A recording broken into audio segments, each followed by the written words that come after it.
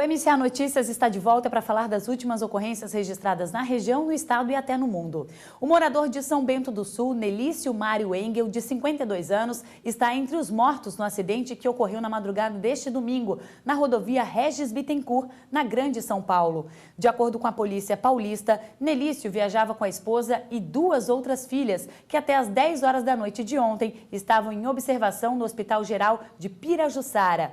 O ônibus em que Nelício estava caiu em uma ribanceira de aproximadamente 10 metros de altura em São Lourenço da Serra e tombou ao atingir o solo, deixando 15 mortos e outros passageiros feridos. Segundo a empresa, responsável pelo veículo, o ônibus saiu de Curitiba, no Paraná, às 8h15 da noite de sábado e deveria chegar ao Rio de Janeiro por volta das 10 horas da manhã de domingo. As primeiras informações dão conta de que o motorista do ônibus teria dormido ao volante.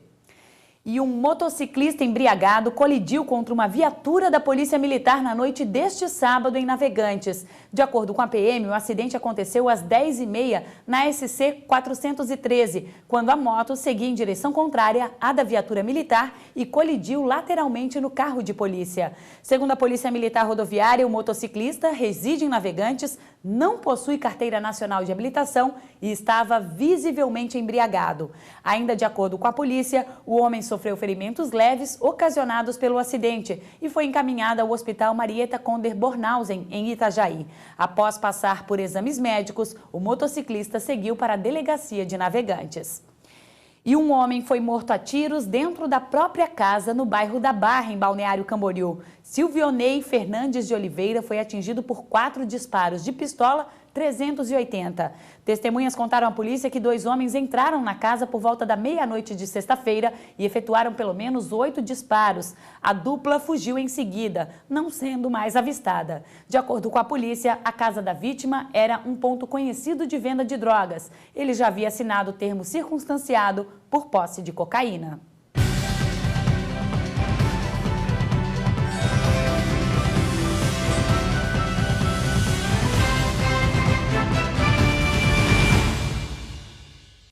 E o domingo foi de protesto na República Centro-Africana. A manifestação foi contra uma operação francesa no país que deixou rebeldes mortos.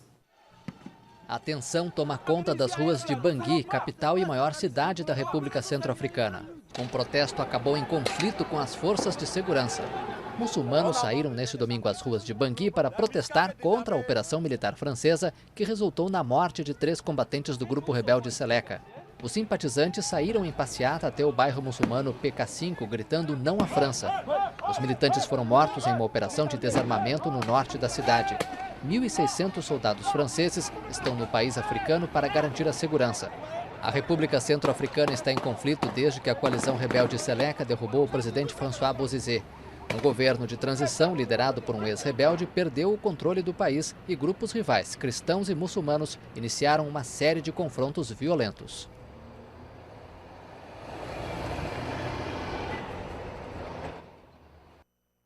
E os ucranianos promoveram uma nova manifestação em Kiev neste domingo. Eles são contra a decisão do governo que não quis assinar um acordo com a União Europeia. O frio em Kiev, capital da Ucrânia, não impediu que uma multidão se reunisse para mais uma manifestação pedindo que o governo do país assine um acordo de associação com a União Europeia. Neste domingo, cerca de 40 mil pessoas se reuniram na Praça da Independência, ocupada há mais de um mês por manifestantes. O protesto foi organizado para discutir qual será a futura estratégia da oposição. A assinatura na última terça-feira em Moscou de acordos econômicos prevendo um crédito de 15 bilhões de dólares para a Ucrânia e a diminuição em 1/3 do preço do gás russo teve como resultado a desmobilização de parte dos manifestantes.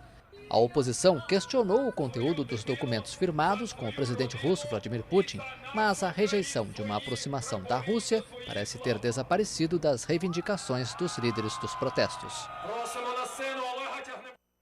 E o sábado foi de trabalho para astronautas da Estação Espacial Internacional. Eles fizeram a primeira de 3 caminhadas no espaço para consertar um equipamento. 2 astronautas concluíram com sucesso neste sábado a primeira caminhada espacial para consertar um dos 2 circuitos de refrigeração da Estação Espacial Internacional. Os americanos Rick Mastracchio e Mike Hawkins ficaram 5 horas e 29 minutos no espaço.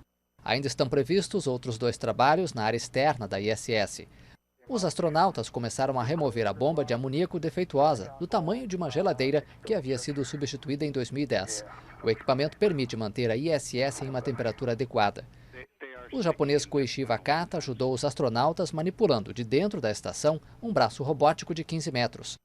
Desde que o problema foi detectado pela primeira vez em 11 de dezembro, a climatização da estação espacial depende de um segundo circuito de refrigeração.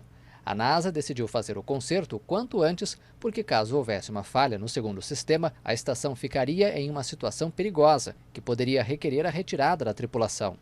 Com a caminhada de hoje, já são 113 os astronautas de 9 países que saíram da ISS até o espaço. E depois de um ano intenso, Barack Obama e sua família partiram para o descanso no Havaí. A folga de fim de ano vai servir para o poderoso presidente americano descansar e refletir. Barack Obama e a família embarcaram para o Havaí no tradicional descanso de fim de ano do presidente dos Estados Unidos. O democrata teve um ano intenso com a posse para o segundo mandato em janeiro e a queda de braço com os republicanos na aprovação de medidas fiscais e orçamentárias. No meio do ano vieram os escândalos com a divulgação pública de como funcionam os programas de espionagem das agências de inteligência americanas. O governo Obama teve de ter muita diplomacia para falar do tema com líderes que foram alvos das espionagens, entre eles a presidente Dilma Rousseff. Mas 2013 também teve aspectos positivos, como a implantação do Obamacare, o programa de saúde proposto por Obama. No próximo ano, depois das férias nesse paraíso do Pacífico, os desafios continuam. Afinal, não é nada fácil ocupar o cargo de homem mais poderoso do mundo. É verdade. E os desabrigados pelo acidente na usina nuclear de Fukushima, causado por um tsunami há quase 3 anos no Japão, receberam uma visita inesperada neste sábado. Eles chegaram devagarinho com enormes sacos de presentes. Papais Noéis e Mamães Noéis se reuniram para distribuir mantimentos às pessoas desalojadas no Japão. Os voluntários foram até a região de Narahamate, onde vivem milhares de pessoas que tiveram de deixar suas casas depois do acidente na usina nuclear de Fukushima em março de 2011. A usina foi atingida por um tsunami. Os moradores ficaram surpresos com a visita e agradeceram o gesto de solidariedade. É a prova que o espírito de Natal não tem fronteiras e chega até mesmo em um país onde os cristãos são minoria.